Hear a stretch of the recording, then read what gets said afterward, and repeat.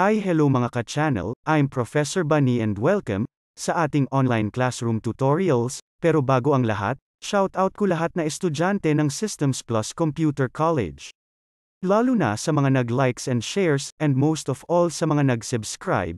Alam nyo naman this channel was created during the time of pandemic, para magkaroon tayo ng kaalaman kahit tayo nasa bahay lang. Okay. So let's get start. Okay, so let's open up with our SketchUp working area. So today, ang i-discuss natin is tungkol sa tinatawag natin, paano ba tayo mag-create na isang tinatawag natin na dream house. No? Kahit man lang dito sa application natin yung tinatawag natin na dream comes true. Okay. Ngayon dito sa ating interface, makita natin yung ating model image. So, siyempre, kapag before na mag-start tayo ng ating mga activity, kailangan natin siyang i-delete. No? So, using the eraser. No? Okay. So, right-click. Click lang yung then right-click.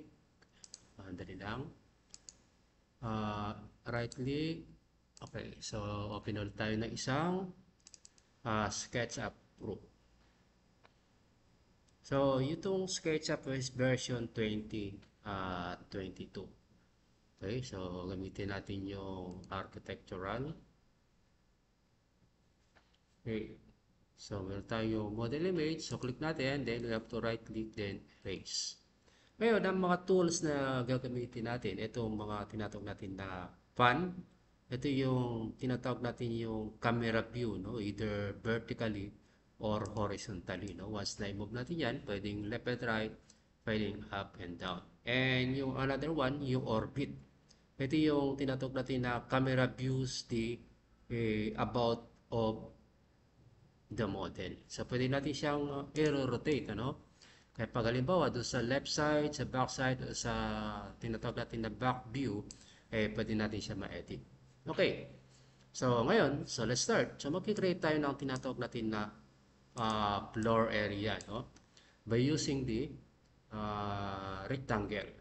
So, once na-click natin yung rectangle, so mag-create tayo ng ating flooring, no? Or the floor area, no? So, hindi natin muna kailangan ng measurement, ano? Okay. Ngayon, mag-create tayo ng mga dalawang rooms, okay? O dalawang living room. And yung isa ay parang tinatawag natin na comfort room. Okay. Using the rectangular or rectangle. So, mag-create tayo ng isang rectangle dito, ano? Okay. Kapag ginamit natin yung push and pull, ito yung tinatawag natin na pwede natin siyang i-move pataas. Okay, so edit, undo. Ngayon, gagamitan natin siya ng offset. Yung offset, ibig sabihin niya ni parang i-clone niya, no? Offset the selected edges and the plane. So, once na i-move natin ito yan, no? Kokopyahin niya kung ano yung dyan. Right? Yan. So, kapag ginamit natin yung push and pull, tataas na yan. Okay. Ngayon, gagawa pa tayo ng tinatawag natin ng mga rooms. So, gagamitan natin ng tape measure tools. No? So, measure distance, create guidelines or point, or scale the entire model. So, once i-click natin yan, dito, no? So, halimbawa, up to here. So, ibig sabihin, meron tayong lines na pwedeng sundan. Okay? Then, gagamitan natin siya ng lines.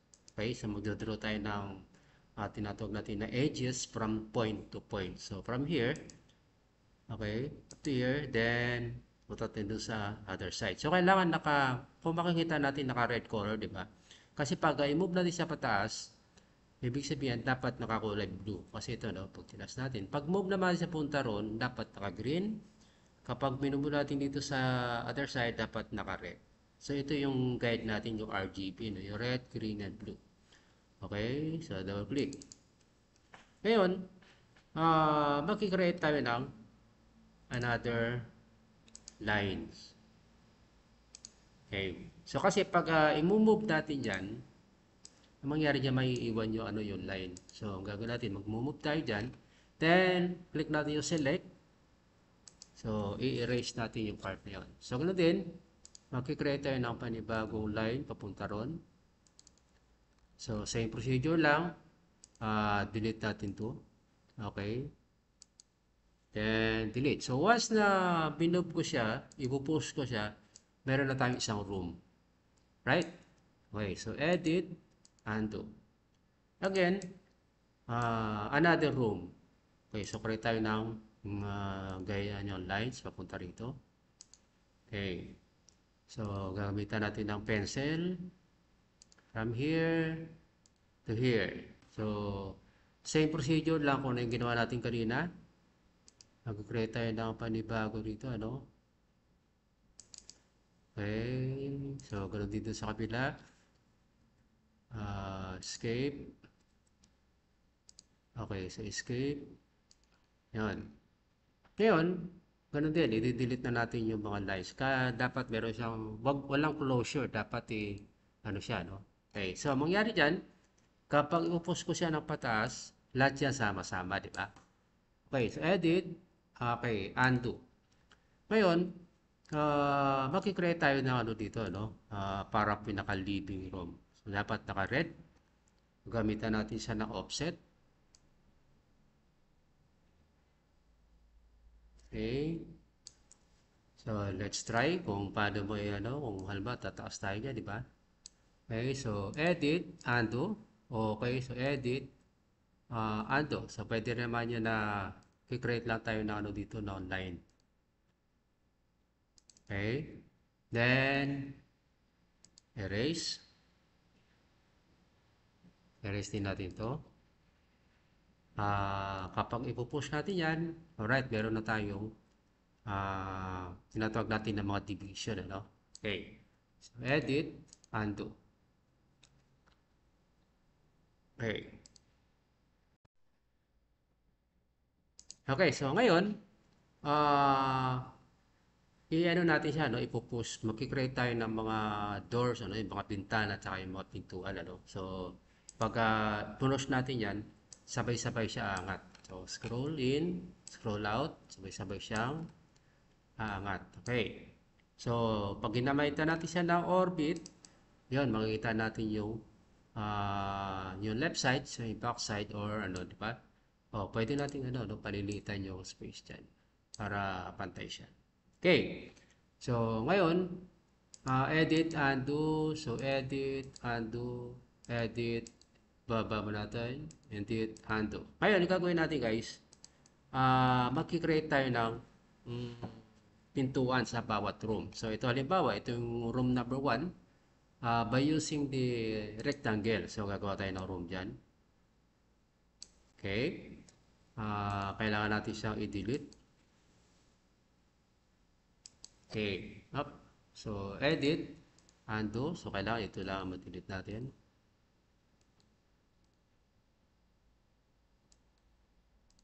Okay. Sabi lang. Okay. So, edit. Undo. Right.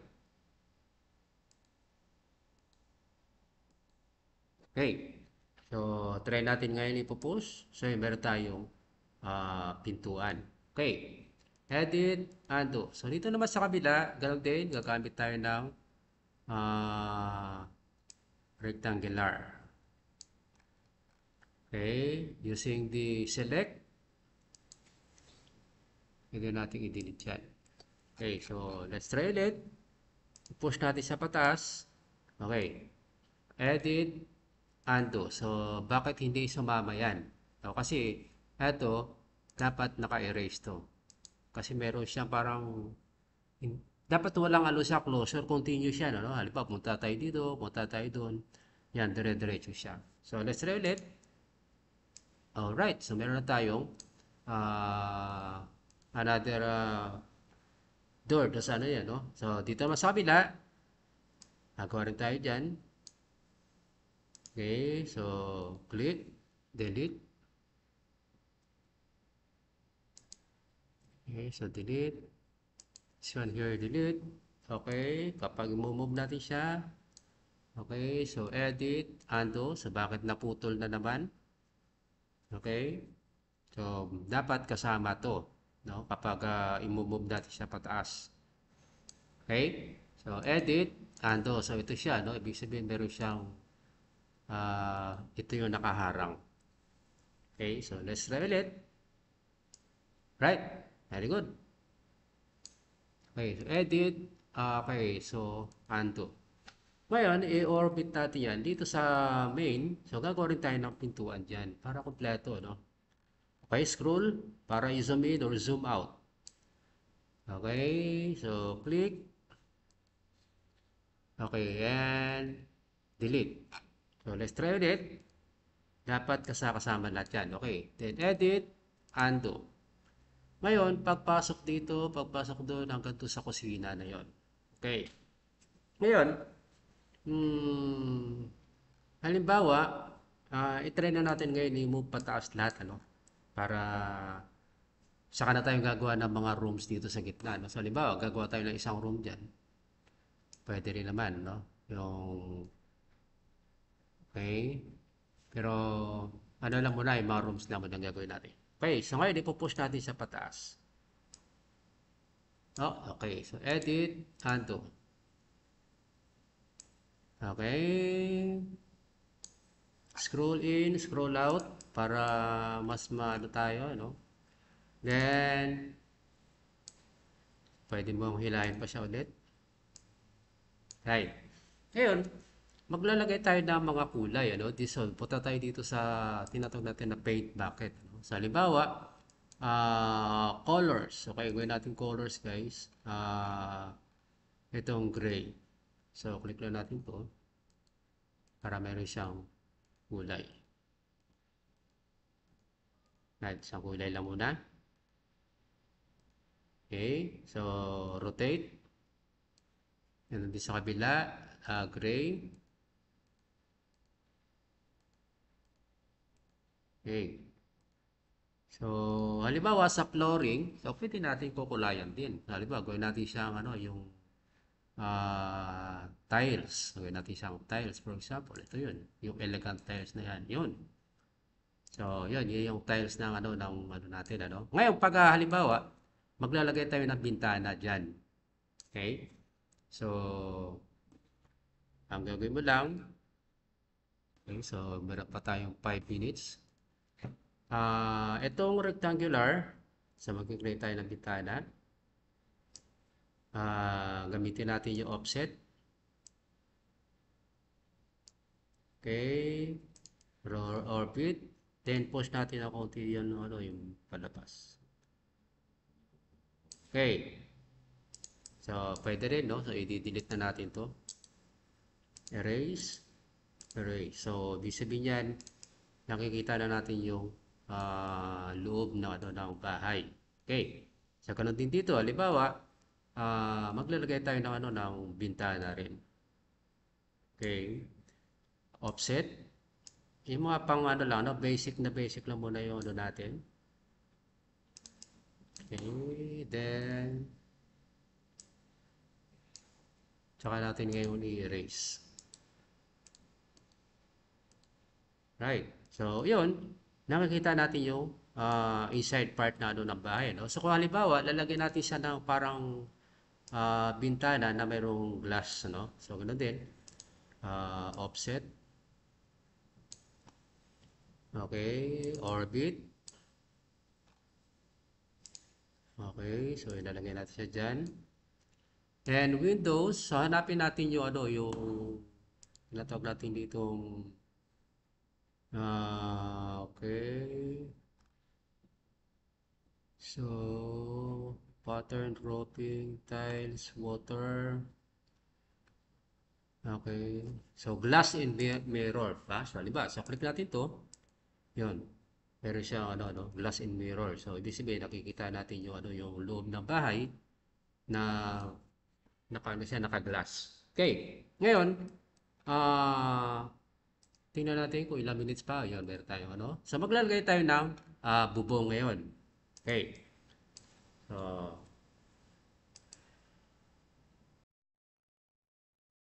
okay, so ngayon, hanapin natin yung pinaka-center point ng ating ano no, ating bahay ano. Okay. Halimbawa, kailangan makita natin na ano no, yung pinaka-gitna. Okay, so kung halimbawa, assume natin ito siya no, ito yung pinaka-gitna. So click mo lang siya. Then itataas natin siya. Dapat kulay asul kasi ito yung ginagayahan natin guys, so kulay asul. Okay, so click. Gawa natin siya na medyo mataas. Then, click natin sa isang corner. So, ganun din, papunta rito. Okay. So, once na-rotate natin yan, meron na siyang pinaka, ano ng bubong natin, ano? So, ang gagawin mo dyan, i-delete natin to yung pinaka-gitna. Okay. Ngayon, gagamitan natin siya ng offset. Okay, so, lagyan muna natin ng kulay, ano? Colors. Para uniform. Ito siya. Okay. Gagamitan natin siya na offset. Ito yung rule ng offset no? Yung parang i-clone lang yan. Okay. So once na ano natin yan, pwede natin siya ipopost palabas. Okay. So let's take for example, ganito. Ganun din sa kabila. Ipopost natin siya papunta rito. Right. So lalagpas tayo dyan. Okay, so halimbawa, meron na siyang bubong. Okay, ngayon, siyempre, gagawin natin siya ng pinaka-roofings, ano? So, punta tayo dito sa, ano natin, yung roofings. Halimbawa, ito yung Spanish, ano? Yung roofing tile Spanish. So, click mo lang natin dito yan. And dito naman sa another side, roofings. Right, so, ngayon, meron na tayong pinaka ano natin ano. Kung ngayon, kung halimbawa kanina, pwede rin tayo mag-create ng baha ano dito, no, yung pinaka main door. So, ganoon lang, ganoon mo lang siya. Okay? Then offset. Okay. Then gagamitan natin ng ano, di ba? Oh, pwede natin i-delete to, no? Pwede natin i-erase. Erase. Right? So nakikita natin yung ano, yung pinaka-loob ng bahay. So erase. Okay. So yun. Okay, so dito sa kabila, okay, so lalagyan din natin ng colors, ano? Okay, so lagyan natin ng gray. Gray.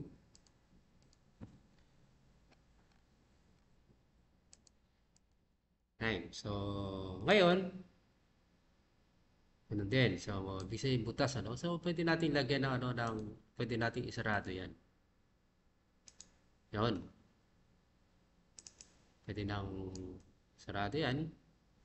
Ito, pwede natin siyang hilahin ng konting palapas dito. Right, so dito sa gilid, lagyan natin siya ng pinakabintana. Okay, so sample lang to, ano? Offset ulit. Right? Pupush. Okay, so halimbawa, click natin yun, no? So, gawin natin siya yung fencing, ano? So, fencing, where's the fencing here? Ito, ano? Pinaka-binta natin, halimbawa, yung pinaka-ano natin is bakal. Right, so meron tayong steel window, di ba? So, ganun din sa kabila.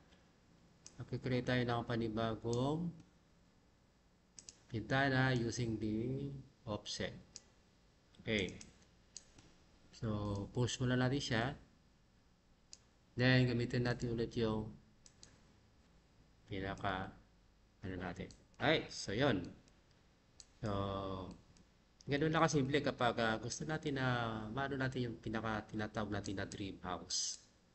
Okay, so dito sa labas, okay, halimbawa maglalagay tayo ng pinaka pathway dyan. Okay, so ganun din, ipopost mo lang ng kaunti yan. Halimbawa, yung mga tinatawag natin, mga stone naman, mga bato, di ba? Okay, so ganun din. Sabi lang, ganun din. Push natin papunta ron.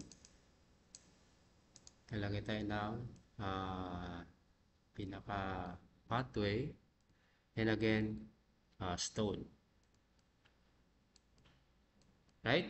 So dream comes true. So ganun na kasimple guys kapag gumawa tayo ng sarili nating bahay. Okay, so ba lalagyan natin siya ng ng pangalan diyan uh, halimbawa JPM, okay, so Bunny's Residence. Okay, so place mo lang yan, lalagyan lang natin dito yan. Okay, so yan, sa gilid, escape. Okay, so anytime pwede mo baguhin yung kulay na gusto mo. Pero bago mo guys, bago mo lalagyan ng dyan, pwede tayo gumawa din na second floor. No? Bago natin lagyan ng bubong, maglalagay muna tayo ng pangalawang floor para bago tayo maglagay ng bintana. Okay? So that's all, and thank you for watching. See you on my next tutorial. So bye bye.